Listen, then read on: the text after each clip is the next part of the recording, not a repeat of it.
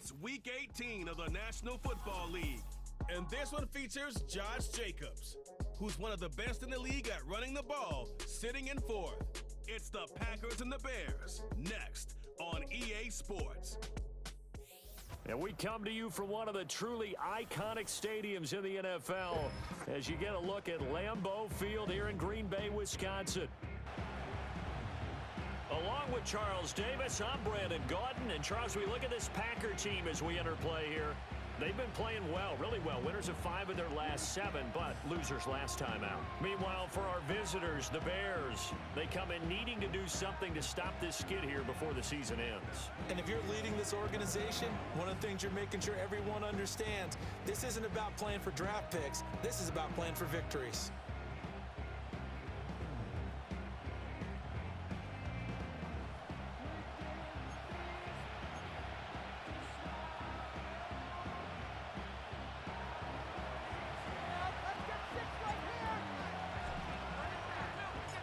No two NFL teams have played more often than the Bears and Packers, and we're underway from Lambeau. And a nice return sets him up pretty good here right at the 30-yard line. So here comes the Packers offense now onto the field. And a glance here at their shifty mobile signal caller. And there was a positive in last week's loss. No interceptions thrown by him.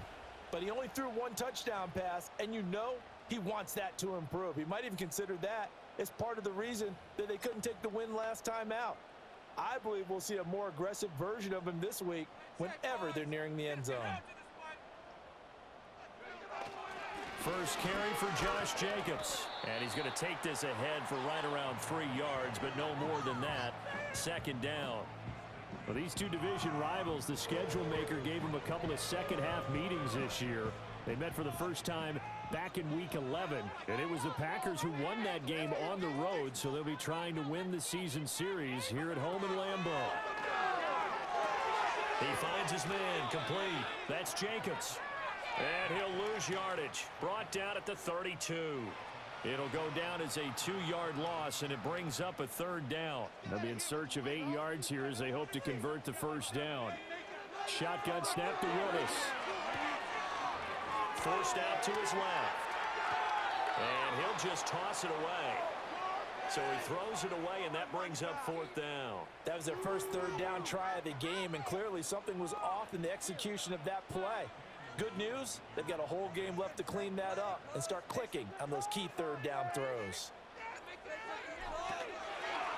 He punted 3 times in the loss last week as he sends this one away. Taken in at the 22.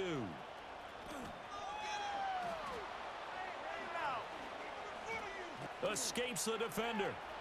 There he goes, right side. Touchdown, Chicago.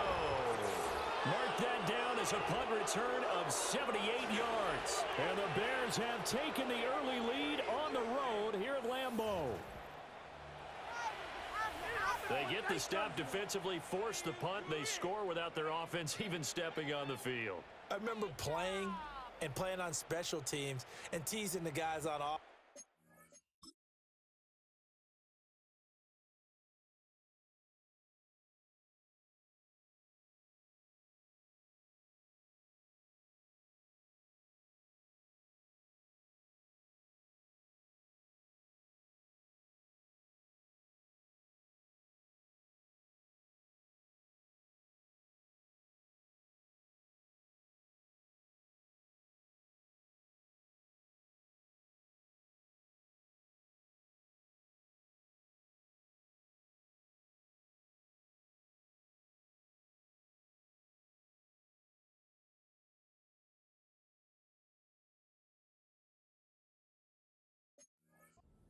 You don't even worry about it. You guys just hang out over there. We'll bring this one all the way back and get the points we need.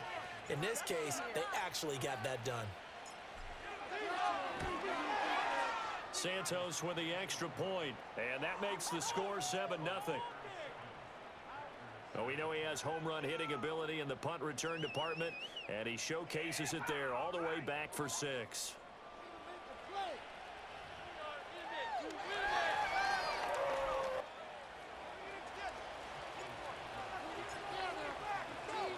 So after surrendering the punt return for a score, let's see what they can do in turn on this kickoff.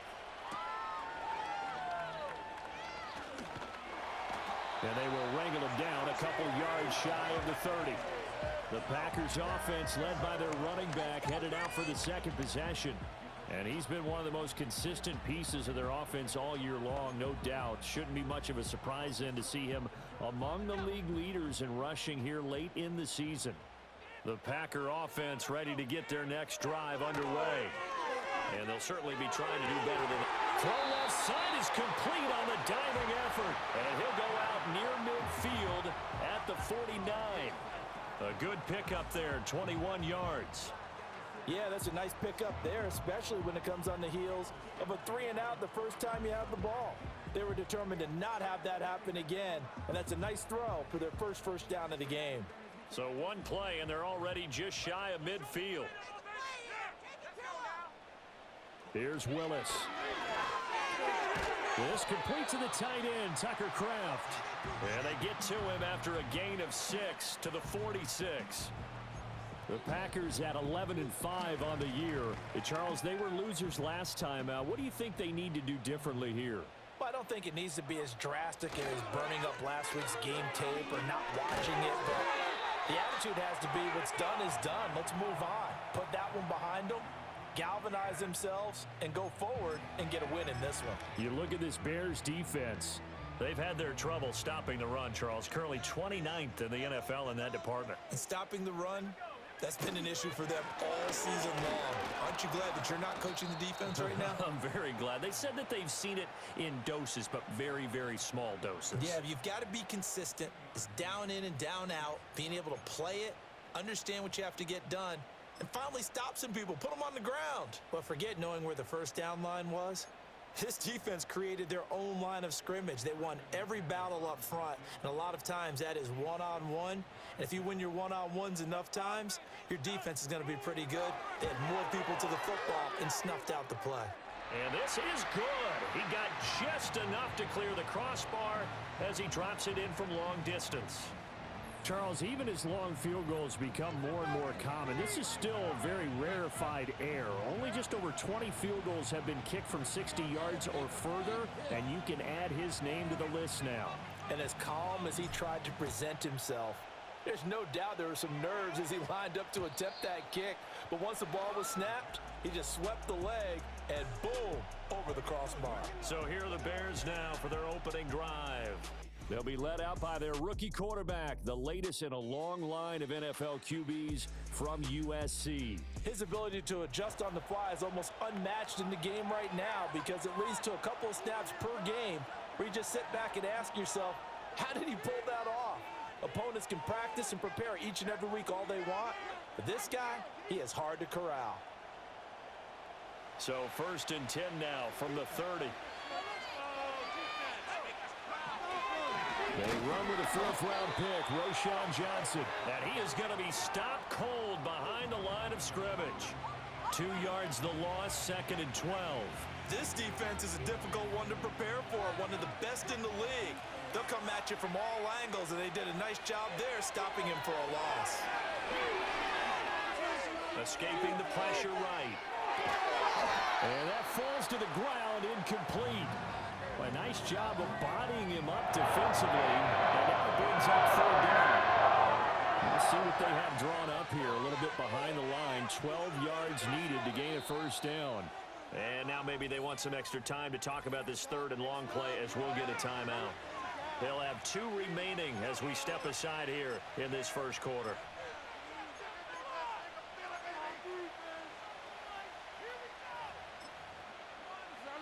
An incomplete pass on that last play, and that means they'll need to come up with something here on 3rd down.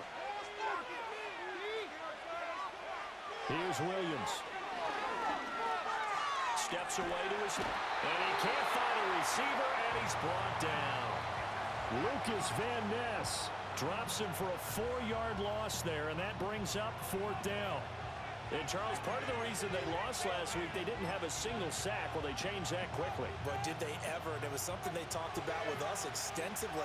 They needed to get pressure. How were they going to get to the quarterback? Obviously, they schemed themselves into a great play, didn't they? He's going to look for Allen now, the deep ball. And it's knocked away and incomplete. Boy, a real head-scratcher there. And the Packers are going to get the football back in excellent field position. So they take a big, big chance here in their own territory. And you think the coach may have some questions to answer? Yeah, and, you know, normally we focus on the media, right? The social media barrage that he's going to get for this one. How about on his own sideline and in his locker room? Because I think the team's going to look at him like, Coach, why would we go for it there? I mean, no confidence in the defense.